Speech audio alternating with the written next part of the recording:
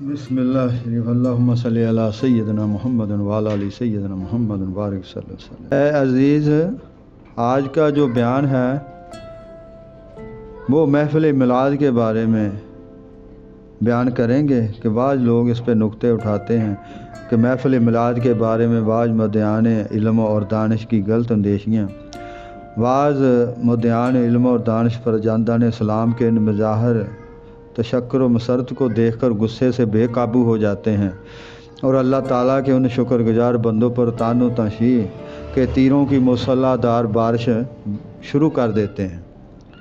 کیا ان حضرات نے کبھی اس فرمان الہی کا بدقت نظر مطالعہ فرمایا ہے؟ اے حبیب، آپ فرمائیے اللہ کا فضل اور اس کی رحمت اور پاس چاہیے کہ اس پر خوشی منائیں، یہ بہتر ہے ان تمام چیزوں سے جن کو وہ جمع کرتے ہیں۔ اس آیت کریمہ میں حکم دیا جا رہا ہے کہ جب اللہ تعالیٰ کا فضل اور اس کی رحمت ہو تو منہ بسور کر نہ بیٹھ جایا کرو، منہ بسور کر نہ بیٹھ جایا کرو، اپنی ہانڈیوں کو اوندا نہ کر دیا کرو، جو چراغ جل رہا ہے اس کو بھی نہ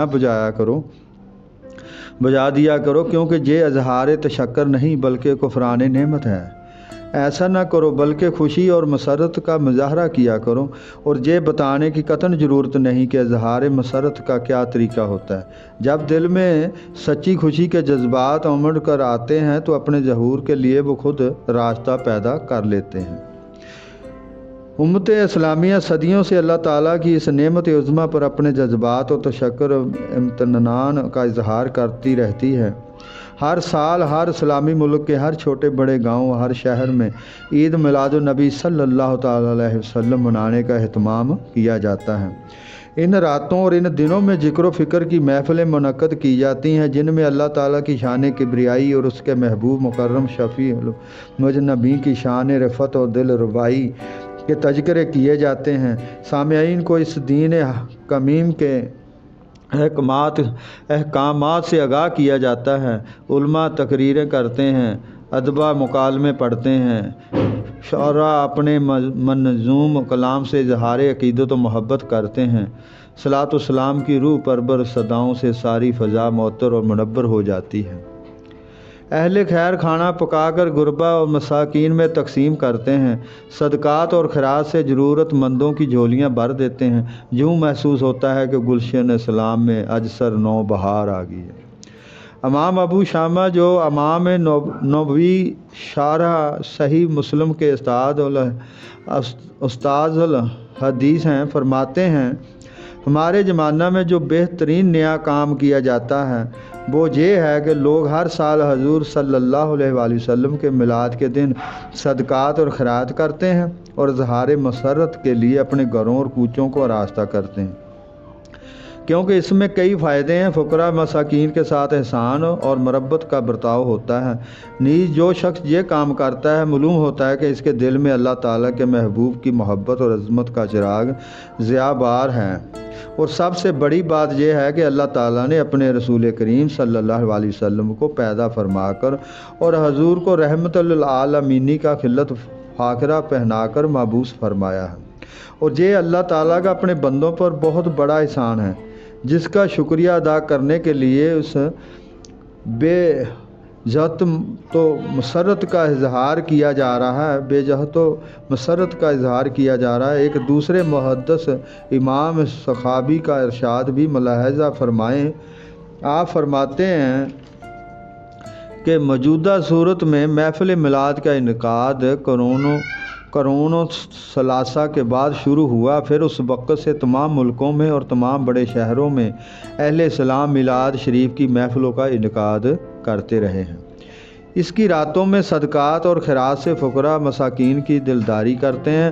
حضور کی ولادت و سعادت کا واقعہ پڑھ کر حاضرین کو بڑے اہتمام سے سنایا جاتا ہے، اور اس عمل کی برکتوں سے اللہ تبارک تعالیٰ اپنے فضل عمیم کی ان پر بارش کرتا ہے۔ ایک تیسرے محدث جو ضعیف الحدیث پر تنقید کرتے ہیں بے رحمی کی حد تک بے باک ہیں، یعنی علامہ ابن جوزی، علامہ ابو الفرج عبد الرحمن بن جوزی کی رائے بھی اس سلسلہ میں ملاحظہ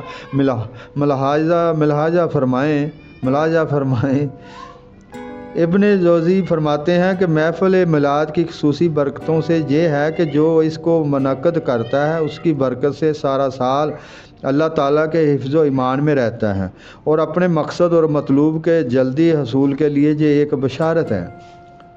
علماء کرام نے یہ بھی وضاحت کی ہے کہ جو محفل میلاد کے انعقاد کا آغاز کب ہوا اور کس نے کیا۔ امام ابن جوزی بھی لکھتے ہیں کہ سب سے پہلے اربل کے بادشاہ الملک المظفر ابو سعید نے اس کا آغاز کیا اور اس زمانہ کے محدث شہیر حافظ ابن وحیہ نے اس مقصد کے لیے ایک کتاب تصنیف کی اور اس کا نام تجویز کیا ملک مظفر کے سامنے۔ اس کا نام التنویر فی الموالد البشیر النذیر تجویز کیا۔ ملک مظفر کے سامنے جب یہ تصنیف پیش کی گئی تو اس نے ابن وحیہ کو 1000 اشرفی بطور انعام پیش کی۔ ابن دھیہ کو 1000 اشرفی بطور انعام پیش کی۔ وہ ربیع الاول شریف میں ہر سال محفل میلاد کے انعقاد کا اہتمام کرتا تھا۔ زیرک دانا بہادر اور مرد میدان تھا، دانشور اور عدل گستر تھا۔ اس کا عہد حکومت کافی طویل ہوا جہاں تک کہ اس نے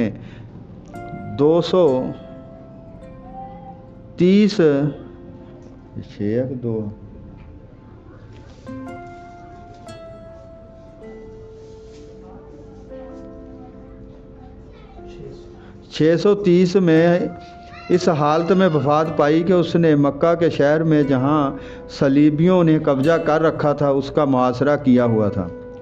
اس کا ظاہر اور باطن بہت ہی پسندیدہ تھا۔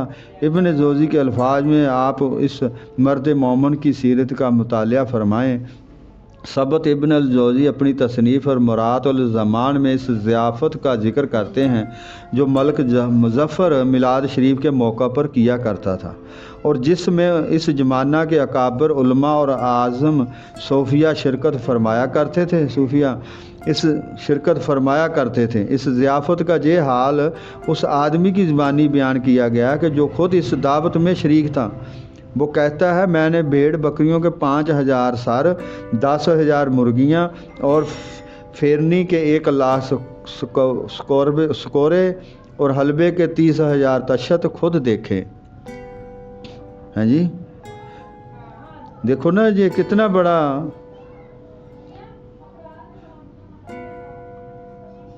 صوفیہ شرکت فرمایا کرتے تھے۔ اس ضیافت کا یہ حال اس آدمی کی زبانی بیان کیا گیا ہے جو خود اس دعوت میں شریک تھا۔ وہ کہتا ہے کہ میں نے بھیڑ بکریوں کے 5000 سر، 10,000 مرغیاں اور پھرنی کے 1,00,000 سکورے اور حلبے کے 30,000 تشت اور دیکھے۔ جو علماء صوفیہ اس ضیافت میں شرکت کرتے، ملک مظفر انہیں خلعتیں پہناتا اور میلاد شریف کی اس تقریب پر 3,00,000 دینار خرچ کرتا۔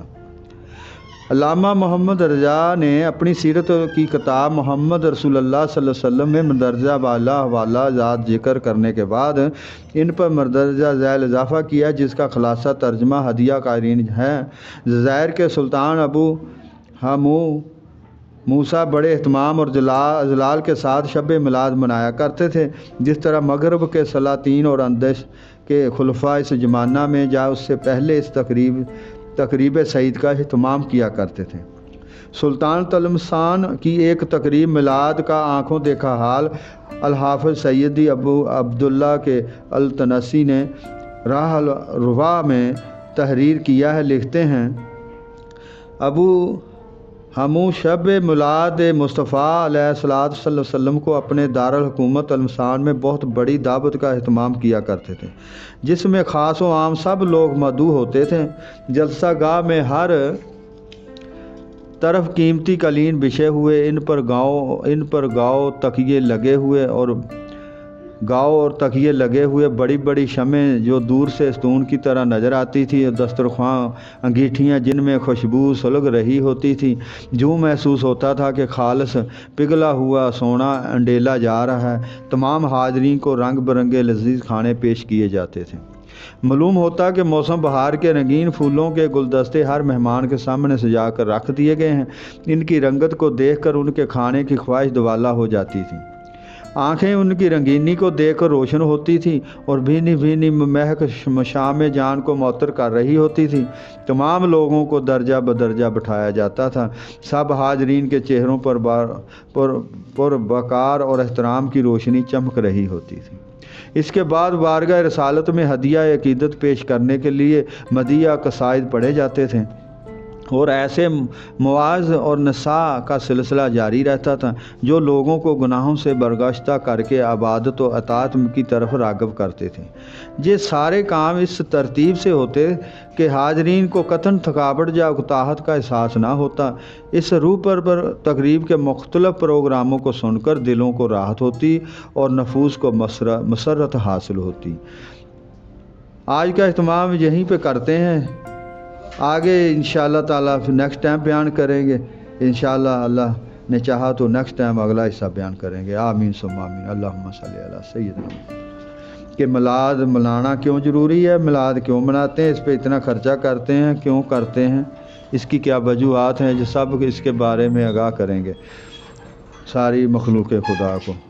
اللہ تعالیٰ توفیق عطا فرمائے اور صحیح بیان کرنے کی توفیق عطا فرمائے۔ آمین ثم آمین۔